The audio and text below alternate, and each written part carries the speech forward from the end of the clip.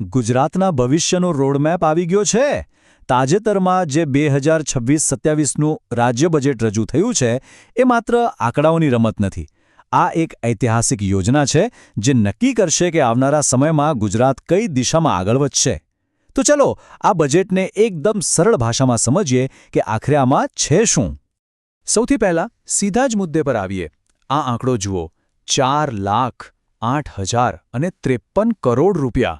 આ રકમ જ બતાવે છે કે આ બજેટ કેટલું મોટું અને મહત્વાકાંક્ષી છે. અને હા, આ ગુજરાતના ઇતિહાસનું અત્યાર સુધીનું સૌથી મોટું બજેટ છે. હવે સવાલ એ છે કે આટલો મોટો આંકડો યાદ કેવી રીતે રાખવો? વેલ, એની પણ એક મસ્ત ટ્રીક છે. બસ એટલું યાદ રાખો, ચા આ પાત્રમાં છે. સિમ્પલ. ચા એટલે 4, આ એટલે 8, પા એટલે 5 અને ત્ર એટલે 3. છે ને મજાનું? આટલું મોટું બજેટ હોય એટલે વિધાનસભામાં પણ થોડી હળવી ક્ષણો તો જોવા મળે જ. અધ્યક્ષ શંકર ચૌધરીએ તો મજાકમાં નાણામંત્રી કનુભાઈ દેસાઈને આજના જમાનાના ભામાશા જ કહી દીધા. આ એક નાનકડી વાત બતાવે છે કે બજેટનું કદ કેટલું મોટું છે. તો આગળ આપણે શું જોવાના છે, ફટાફટ નજર નાખી લઈએ. પહેલાં તો બજેટની મોટી વાત સમજીશું, પછી પૈસા ક્યાંથી આવશે અને ક્યાં જશે એ જોઈશું. સરકારના 5 મેઇન ફોકસ એરિયા કયા છે, કઈ નવી જાહેરાતો થઈ છે અને છેલ્લે ગુજરાત માટે ફ્યુચર પ્લાન શું છે. ચાલો શરૂ કરીએ. તો સૌથી પહેલા આ રેકોર્ડ બ્રેક બજેટનું મોટું ચિત્ર સમજીએ. બજેટ એટલે સિમ્પલ ભાષામાં સરકારની આવક-જાવકનો વાર્ષિક હિસાબ કિતાબ. આને આપણા ઘરના બજેટ જેવું જ સમજો. જેમ આપણે વિચારીએ કે આ મહિને પગાર આટલો આવશે અને એમાંથી ક્યાં ક્યાં ખર્ચો કરીશું, બસ એવું જ કંઈક સરકાર આખા રાજ્ય માટે કરે છે.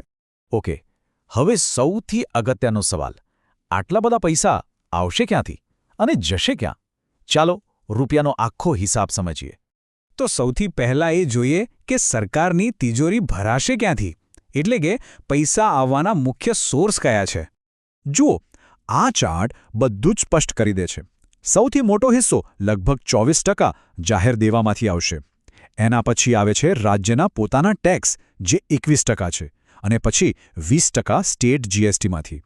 તો આ 3 જગ્યાએથી સરકારની મુખ્ય કમાણી થાય છે. ચાલો, આવકની વાત તો થઈ ગઈ.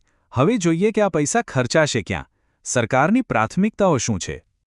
અહીંયા સરકારનું ફોકસ એકદમ ક્લિયર દેખાય છે. સૌથી મોટો ખર્ચ લગભગ 20% શિક્ષણ, રમતગમત અને સંસ્કૃતિ પાછળ થશે. એ પછી બીજા નંબરે આવે છે ખેતી અને ગામડાનો વિકાસ.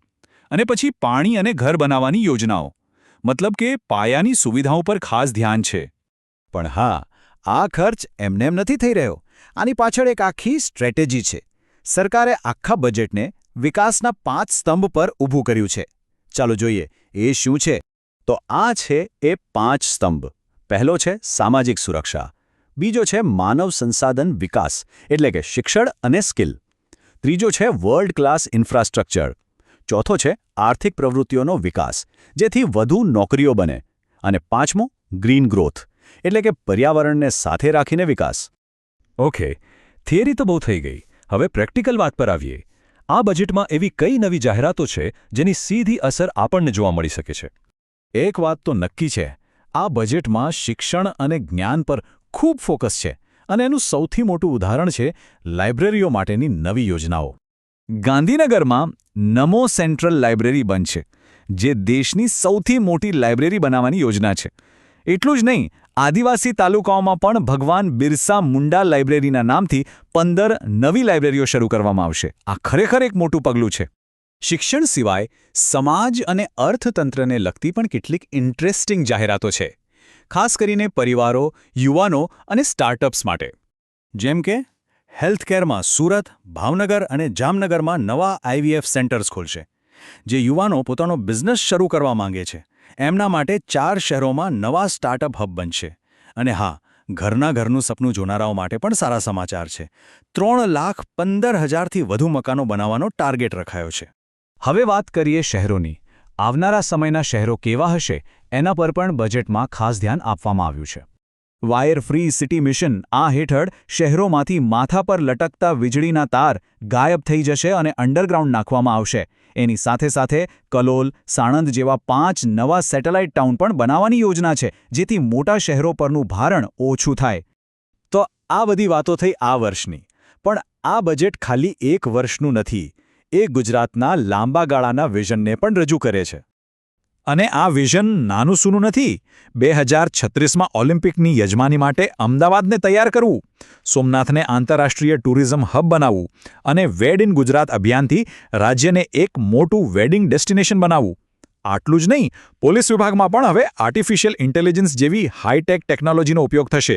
અને આ મોટા વિઝનને જમીન પર ઉતારવા માટે એક મહત્વની જાહેરાત થઈ છે.